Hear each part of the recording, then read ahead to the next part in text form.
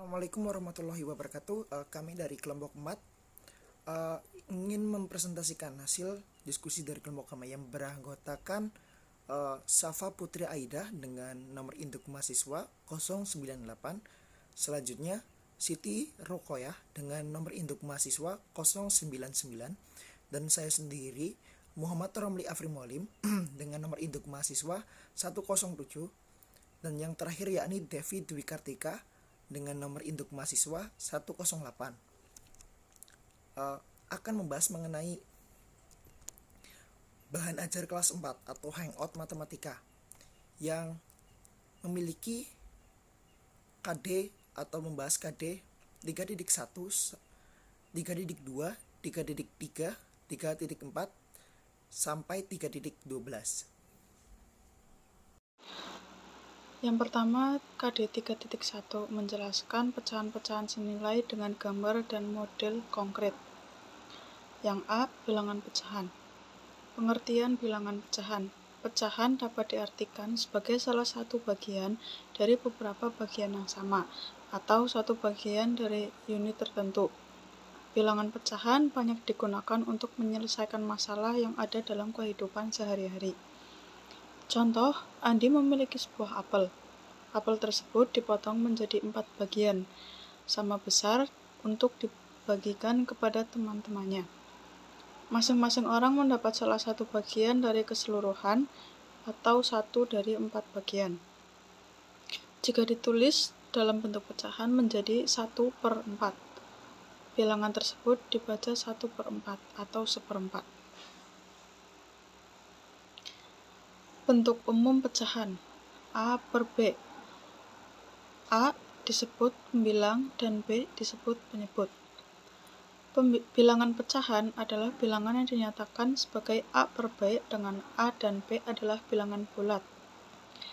Bilangan A disebut pembilang dan bilangan B disebut penyebut. Contoh, nyatakan pembilang dan penyebut dari pecahan di bawah ini. Yang pertama, 1/8, pembilangnya 1 dan penyebutnya 8. Yang kedua, 15/40, pembilangnya 15 dan penyebutnya 40. Yang ketiga, 6/13, pembilangnya 6 dan penyebutnya 13. Selanjutnya, pecahan senilai. Pengertian pecahan senilai. Pecahan senilai adalah pecahan yang dituliskan dalam bentuk berbeda tetapi mempunyai nilai yang sama. Pecahan senilai disebut juga pecahan ekuivalen. Contohnya pada gambar berikut. Apakah pecahan 4/8 sama dengan 2/4? Penyelesaian. Coba perhatikan gambar. Bagaimana besar kedua lingkaran yang diarsir? Apakah sama?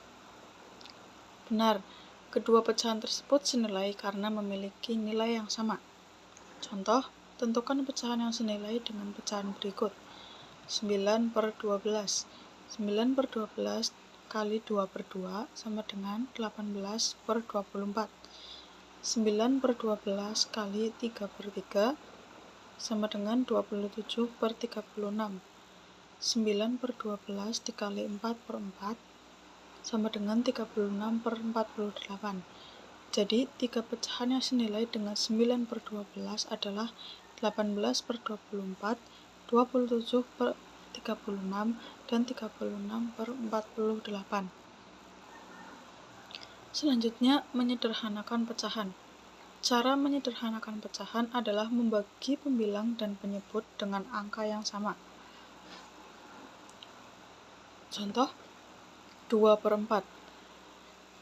2/4 dibagi 2/2 sama dengan 1/2. Yang contoh kedua, 6/9. 6/9 dibagi 3/3 sama dengan 2/3. Selanjutnya, membandingkan pecahan. Membandingkan pecahan dapat menggunakan garis bilangan. Contohnya seperti di bawah ini. Dari garis bilangan di atas, terlihat bahwa 2/4 nilainya lebih kecil dari 5/8. Jadi, 2/4 kurang dari 5/8. KD selanjutnya 3.2 menjelaskan berbagai bentuk pecahan, baik pecahan biasa, campuran, desimal, dan persen, dan hubungan di antaranya. A. Bentuk pecahan. Yang pertama, pecahan biasa. Pecahan biasa adalah pecahan yang hanya terdiri atas pembilang dan penyebut, dengan pembilang dan penyebutnya merupakan bilangan bulat. Contoh 2/7 dan 5/13. Pecahan biasa dibagi menjadi dua, yaitu pecahan murni dan pecahan tidak murni. Pecahan murni atau pecahan sejati berlaku jika pembilang kurang dari atau sama dengan penyebut. Sementara pecahan tidak murni berlaku jika pembilang lebih dari penyebut. Contohnya, 2/9 merupakan pecahan murni karena pembilang kurang dari penyebut. Yang kedua, 5/3 merupakan pecahan tidak murni karena pembilang lebih dari penyebut. Contoh ketiga, 6/10 merupakan pecahan murni karena pembilang kurang dari penyebut. Contoh keempat, 15/4 merupakan pecahan tidak murni karena pembilang lebih dari penyebut. Yang kedua, pecahan campuran. Pecahan campuran terdiri atas bilangan bulat dan bilangan pecahan. Contohnya 1 1/2 dan 2 2/3. Jika suatu pecahan memiliki pembilang lebih dari penyebut, maka pecahan tersebut dapat diubah menjadi pecahan campuran atau sebaliknya. Yang selanjutnya, pecahan desimal. Pecahan desimal adalah pecahan yang ditandai dengan adanya koma. Contoh 0,1, 0,2, 0,3, dan seterusnya. Yang selanjutnya, persen. Persen adalah pecahan yang dinyatakan dalam per 100 dan memiliki lambang persen. Selanjutnya, KD 3.3 menjelaskan dan melakukan penaksiran dari jumlah, selisih, hasil kali, dan hasil bagi dua bilangan cacah maupun pecahan dan desimal. Yang pertama, bilangan cacah. Taksiran memiliki tanda sama dengan. Taksiran ada dua, yaitu taksiran atas dan taksiran bawah. 1. Taksiran atas. Taksiran atas dilakukan dengan membulatkan ke atas bilangan-bilangan dalam operasi hitung. Contohnya, 72 tambah 31. 72 dibulatkan ke atas menjadi 80, dan 31 dibulatkan ke atas menjadi 40. Jadi hasilnya 80 ditambah 40 sama dengan 120. Contoh yang kedua, 93 dikurangi 52. 93 dibulatkan ke atas menjadi 100. 52 dibulatkan menjadi 60. Jadi 100 dikurangi 60 sama dengan 40. Selanjutnya, taksiran bawah. Taksiran bawah dilakukan dengan membulatkan ke bawah bilangan-bilangan dalam operasi hitung. Contoh 72 ditambah 31. 72 dibulatkan ke bawah menjadi 70. 31 dibulatkan ke bawah menjadi 30. Jadi 70 ditambah 30 sama dengan 100. Contoh yang kedua, 93 dikurangi 52. 93 dibulatkan ke bawah menjadi 90. 52 dibulatkan ke bawah menjadi 50. Jadi 90 dikurangi 50 sama dengan 40. Yang ketiga, taksiran terbaik. Taksiran terbaik dilakukan dengan cara membulatkan bilangan-bilangan dalam operasi hitung menurut aturan pembulatan, di mana harus memperhatikan nilai satuan, puluhan, ratusan, dan seterusnya. Contohnya, 72 ditambah 31. 72 dibulatkan ke bawah menjadi 70, 31 dibulatkan ke bawah menjadi 30. Sehingga 72 tambah 31 jadinya 70 tambah 30 sama dengan 100. Jadi taksiran terbaik adalah 100. Yang B, bilangan cacah. Taksiran pecahan biasa dan campuran. Taksiran pecahan biasa dan campuran dilakukan dengan cara membulatkan bagian pecahan ke satuan tersebut. Contohnya, Meli memberi beberapa warna pita. Pita ungu 2,3/4 meter, biru 1,43 meter, dan kuning 5/4 meter. Berapa perkiraan panjang pita yang akan dibeli Meli? Meli memperkirakan panjang pita yang akan dibeli dengan memperkirakan panjang pita sebagai berikut. Panjang pita ungu adalah 2,3/4 dengan perkiraan 3 meter. Panjang pita biru adalah 1,43 dengan perkiraan 1 meter. Panjang pita kuning adalah 5/6 dan perkiraan 1 meter. Panjang pita yang akan dibeli adalah 2,3/4 ditambah 1,43 ditambah 5/6. Jadi 3 tambah 1 ditambah 1 sama dengan 5 meter. Jadi perkiraan pita yang akan dibeli Meli adalah 5 meter. Yang kedua, taksiran desimal. Taksiran desimal adalah menaksir hasil operasi hitung dengan cara membulatkan semua suku kesatuan atau puluhan tersebut. Contohnya 16,8 dikali 2,4. 16,8 dibulatkan ke atas menjadi 17, 2,4 dibulatkan ke bawah menjadi 2. Jadi 17 dikali 2 sama dengan 34. Yang ketiga, taksiran persen. Taksiran persen adalah menaksir hasil operasi hitung dengan cara membulatkan semua suku yang ada sesuai dengan acuan bilangan persen. Contohnya, 15% dari 175 adalah 15% dibulatkan lebih dekat dengan 20%. 175 dibulatkan ke atas menjadi 180, sehingga 15% dari 175 adalah 20% dikali 180 sama dengan 36. Untuk KD selanjutnya yaitu 3.4 menjelaskan faktor dan kelipatan suatu bilangan. Pengertian dari kelipatan suatu bilangan dapat didefinisikan sebagai hasil pertambahan yang dilakukan antara suatu bilangan dengan bilangan asli. Bilangan asli tersebut ialah 1, 2, 3, 4, 5, dan seterusnya. Biasanya kita tidak dapat menemukan angka 0 dalam bilangan asli, bahkan bilangan negatif sekalipun juga tidak dapat kita temukan dalam bilangan asli. Kemudian bagaimana cara mencari kelipatan bilangan itu? Kita lihat pada contoh. Contohnya yaitu 1 kali 6 sama dengan 6, 2 kali 6 sama dengan 12, 3 kali 6 sama dengan 18, hingga 6 kali 6 sama dengan 36. Jadi kita dapat simpulkan bahwa kelipatan dari 6 yaitu 6, 12, 18, 24, 30, 36, dan seterusnya. Kemudian yang kedua ada faktor suatu bilangan, merupakan sebuah bilangan yang mengalami proses pembagian hingga menghasilkan bilangan asli. Misalnya bilangan 16 dibagi dengan 4. Untuk itu 4 adalah faktor dari 16. Kita lihat pada contohnya.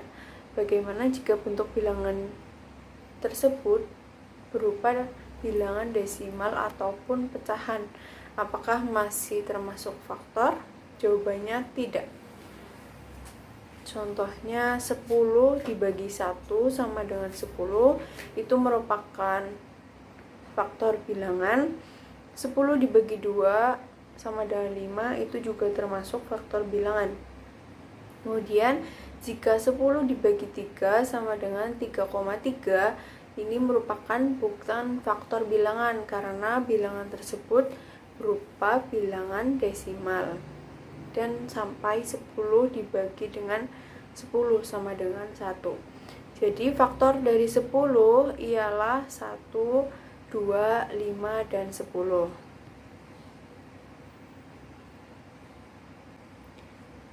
Cara cepat mencari faktor bilangan. Materi kelipatan dan faktor bilangan tersebut tidak hanya membahas tentang pengertian kelipatan bilangan, pengertian faktor bilangan, contoh kelipatan bilangan, dan contoh faktor bilangan saja. Namun, ada pembahasan mengenai cara cepat menghitung faktor bilangan. Misalnya saja kita akan mencari faktor dari 16. Maka metode bilangan ini dapat dicari faktornya menggunakan seperti berikut. 16 dibagi 1 sama dengan 16, 16 dibagi 2 sama dengan 8, 16 dibagi 4 sama dengan 4. Hasilnya lebih rendah dibandingkan pembagi. Dari langkah-langkah di atas akan ada hasil angka yang sama berupa bilangan hasil yaitu 4, 8, 16, bilangan pembagi 1, 2, 4, dan jadi faktor dari 16 ialah 1, 2, 4, 8, dan 16. Contoh soal kelipatan dan faktor bilangan. Pertama, tentukan kelipatan dari bilangan 8 dan 9. Kelipatan 8 sama dengan 8, 16, 24, 32, 48, 56, dan seterusnya. Kemudian kelipatan dari 9 itu sendiri sama dengan 9, 18, 27, 36, 45, 54, 63, dan seterusnya. Untuk contoh soal yang kedua, tentukan faktor dari bilangan 20 dan 30. Faktor dari 20 sama dengan 1, 2, 4, 5, 10, dan 20. Faktor dari 30 sama dengan 1, 2, 3, 5, 6, 10, 15, dan 30. Lanjut pada kompetensi dasar 3.5, yaitu menjelaskan bilangan prima. Pengertian bilangan prima. Bilangan prima adalah bilangan bulat yang lebih besar dari 1 dan hanya memiliki 2 faktor pembagi yang berbeda, yaitu 1 dan bilangan itu sendiri. Dengan kata lain, bilangan prima hanya dapat dibagi dengan 1 dan dirinya sendiri. Dikutip dari buku Jenius Matematika kelas 5 SD oleh Sulis Sutrisna, contoh bilangan prima antara lain 2, 3, 5, 7, 11, 13, 17, 19, 23, dan seterusnya. Sedangkan bilangan 4, 6, 8, 9, 10, 12, hingga seterusnya bukanlah bilangan prima karena memiliki faktor pembagi selain 1 dan dirinya sendiri. Untuk sejarah singkat bilangan prima bisa dilihat di layar sendiri ya. Kita lanjut, cara menentukan bilangan prima. Ada beberapa cara yang dapat kita gunakan untuk menentukan apakah suatu bilangan bisa disebut bilangan prima atau tidak. Mari kita simak cara menentukan bilangan prima di bawah ini. Yang pertama, cek apakah bilangan tersebut lebih dari 1, karena bilangan prima harus lebih besar dari angka 1. Kedua, cek apakah bilangan tersebut bisa habis dibagi oleh bilangan selain 1 dan dirinya sendiri. Cara mengeceknya mulai dari angka 2 hingga akar dari bilangan tersebut. Lalu, periksa apakah ada bilangan yang membagi bilangan tersebut. Jika tidak ada bilangan yang membagi bilangan tersebut, maka bilangan tersebut adalah prima. Contoh, apakah 17 bilangan prima? Jawabannya adalah iya, sebab angka 17 lebih besar dari 1. Lalu bagaimana cara menentukan bilangan prima? Caranya mudah. kita perlu memeriksa apakah ada bilangan selain angka 1 dan 17 yang bisa dibagi 17, karena akar dari 17 adalah sekitar 4/12. Maka kamu perlu melihat angka 2, 3, dan 4, karena 17 tidak habis dibagi oleh bilangan-bilangan ini, maka 17 adalah bilangan prima. Contoh bilangan prima dari angka 1 sampai 1000. Bisa dilihat sendiri urutan bilangan prima dari 1 sampai 1000. Sebagai catatan, terdapat 168 bilangan prima dari angka 1 hingga 1000.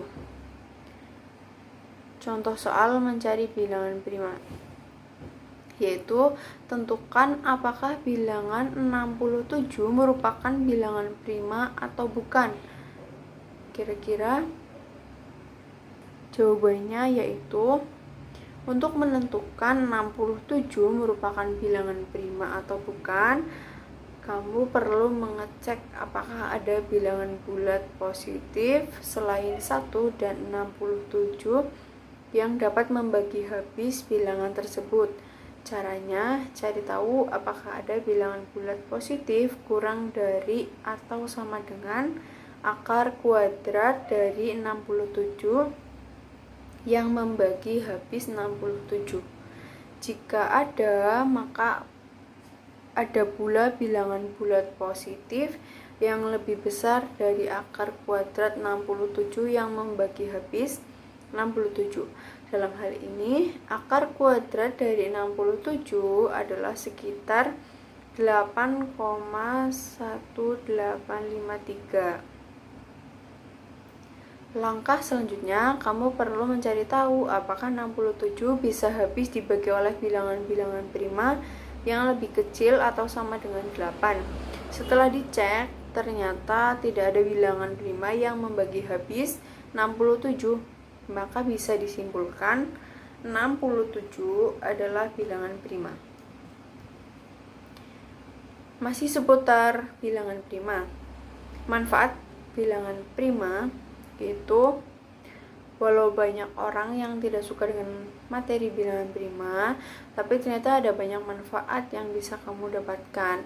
Dijelaskan dalam buku ajaran matematika SD kelas tinggi oleh Melisa dan kawan-kawannya. Berikut sejumlah manfaat mempelajari bilangan prima. Yang pertama yaitu kriptografi. Ini berkaitan dengan ilmu penyandian pesan. Contohnya adalah algoritma RSA yang menggunakan bilangan prima untuk menghasilkan kunci-kunci penyandian. Yang kedua, memperdalam ilmu matematika. Yang ketiga, pemrograman. Ini seperti digunakan dalam algoritma dan program komputer. Kemudian, bermanfaat untuk ilmu pengetahuan yang lainnya. Dan manfaat yang kelima, untuk menstimulasi otak. Dengan mempelajari bilangan prima dan terus berlatih, hal ini dapat membantu meningkatkan kemampuan berpikir logis dan analitis dan serta meningkatkan daya ingat manusia. Selanjutnya, kompetensi dasar 3.6 menjelaskan dan menentukan faktor persekutuan. Faktor persekutuan terbesar atau biasa disebut dengan FPB, kemudian kelipatan persekutuan dan kelipatan persekutuan terkecil atau biasa disebut dengan KPK dari dua bilangan berkaitan dengan kehidupan sehari-hari. Pengertian dari persekutuan terkecil atau KPK yaitu bilangan bulat positif dengan nilai terkecil yang bisa habis dibagi dengan dua bilangan tersebut.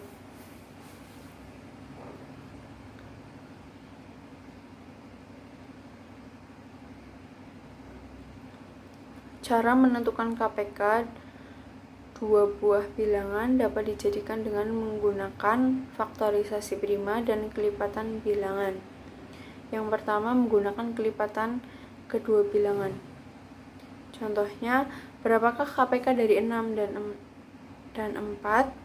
Penyelesaiannya, kelipatan 4 adalah 4, 8, 12, 16, 20, 24, 28, 32, dan 40. Kelipatan 6 adalah 6, 12, 18, 24, 30, 36. Kelipatan persekutuan dari 4 dan 6 adalah 12 dan 24. Jadi KPK dari 4 dan 6 adalah 12. Kemudian yang kedua, dapat menggunakan pohon faktor. Bisa dilihat sendiri pada layar penyelesaian untuk menentukan KPK menggunakan pohon faktor. Di sini digambarkan pohon faktor penyelesaian untuk mencari KPK dari 4 dan 6. Hasilnya akan sama ketika menggunakan pohon faktor dengan menggunakan kelipatan suatu bilangan. Untuk menentukan FPB dua bilangan atau lebih, itu juga sama, yaitu menggunakan faktor persekutuan dan menggunakan pohon faktor.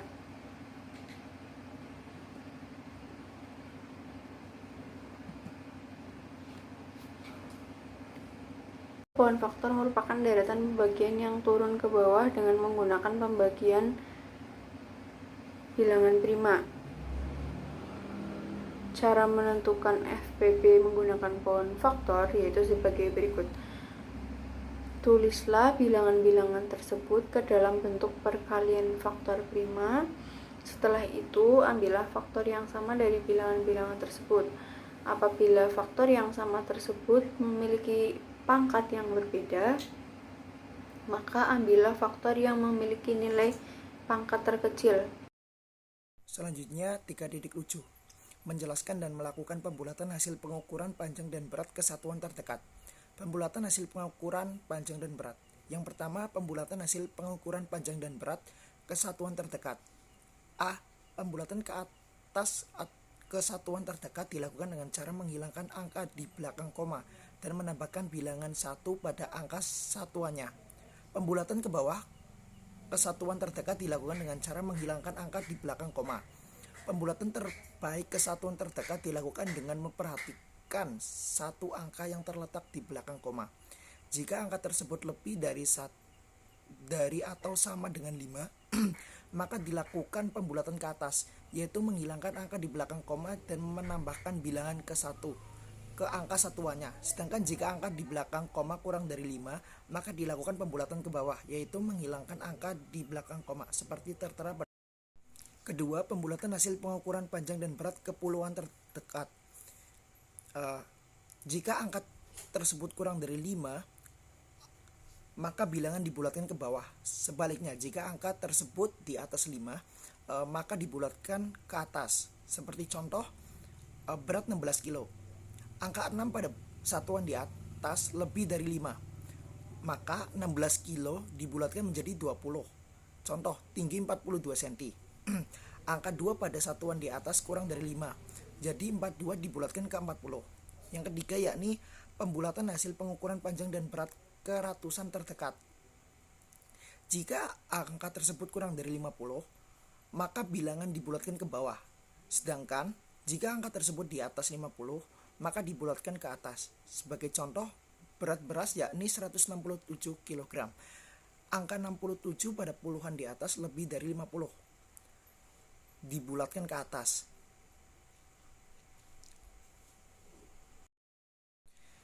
Tiga titik 8 menganalisis sifat-sifat segi banyak peraturan dan segi banyak tidak peraturan. Yang pertama, segi banyak peraturan merupakan sebuah bangunan yang semua sisinya panjang dan semua sudutnya juga memiliki besar yang sama. Ciri-ciri segi banyak beraturan. Yang pertama, memiliki sisi-sisi yang sama panjang. Kedua, memiliki sudut-sudut yang sama besar. Dan ketiga, berbentuk cembung. Contoh segi banyak beraturan diantaranya yakni persegi, segitiga, dan lain sebagainya. Sedangkan segi banyak tidak beraturan merupakan bangunan yang memiliki sisi yang tidak sama panjang serta sudutnya tidak sama besar. Ciri-ciri segi banyak tidak beraturan diantaranya yang pertama, memiliki sisi-sisi yang tidak sama panjang. Kedua, memiliki sudut-sudut yang tidak sama besar. Dan ketiga, berbentuk cembung atau cekung. Contohnya yakni persegi panjang, trapesium, segi siku-siku, dan jajar ginjang. 3.9. Menjelaskan dan menentukan keliling dan luas persegi, persegi panjang, dan segitiga, serta hubungan pangkat 2 dengan akar pangkat 2. Pertama, keliling bangun datar. Keliling bangun datar adalah jumlah panjang seluruh sisi yang mengelilingi bangunan datar tersebut. Yang pertama, keliling persegi. Keliling persegi memiliki rumus yakni sisi tambah sisi tambah sisi tambah sisi atau 4 kali sisi. Yang kedua, keliling persegi panjang. Keliling persegi panjang memiliki rumus panjang ditambah lebar ditambah panjang ditambah lebar.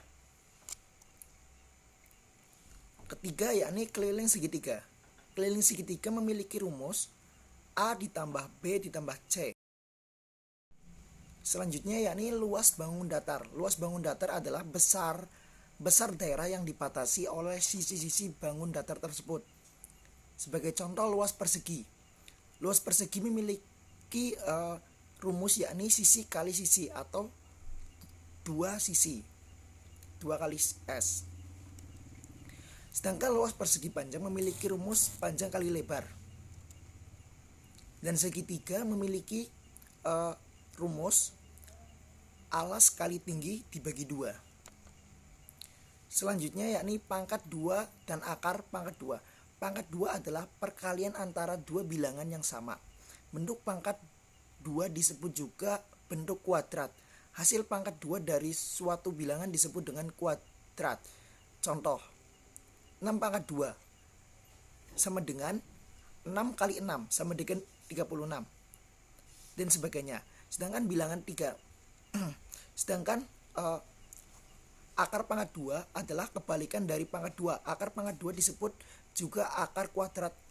Akar pangkat 2 ditulis dengan menggunakan tanda sebagai berikut. Contoh, 6 kuadrat yakni 36. 36 akar 36 yakni 6. Garis adalah kumpulan titik-titik yang sangat banyak. Jika titik-titik tersebut berkumpul secara teratur dan berkesinambungan, maka akan membentuk garis lurus. Dibedakan menjadi 3. Yang pertama ada ruas garis. Bagian garis yang dibatasi oleh 2 titik berbeda pada kedua ujungnya. Yang kedua yaitu garis, perpanjangan ruas garis pada kedua ujungnya. Yang ketiga, sinar garis, perpanjangan ruas garis pada salah satu titik ujungnya. Selanjutnya yaitu ada jenis-jenis hubungan antar garis. Yang pertama yaitu ada garis sejajar, 2 yaitu garis berpotongan, 2. Yang ketiga yaitu garis berimpit. Contoh model konkret garis sejajar yang pertama itu ada rel kereta api. Yang 11 menjelaskan data diri peserta didik dan lingkungannya yang disajikan dalam bentuk diagram batang. Contohnya dapat dilihat di bawah ini yaitu data nilai ulangan matematika dari siswa kelas 4 SD. Selanjutnya yaitu KD 3.12 menjelaskan dan menentukan ukuran sudut pada bangun datar dalam satuan baku dengan menggunakan busur derajat. Pengukuran sudut dalam satuan baku menggunakan satuan sudut yaitu derajat dan menggunakan busur derajat. Satuan sudut yang sering digunakan untuk mengukur besar sudut adalah derajat, misalkan 60 derajat, 30 derajat. Selanjutnya yaitu contoh mengukur sudut. Yang pertama itu pada jarum jam dinding yang menunjukkan pukul 9. Besar sudut terkecil yang terbentuk adalah 90 derajat. Berikut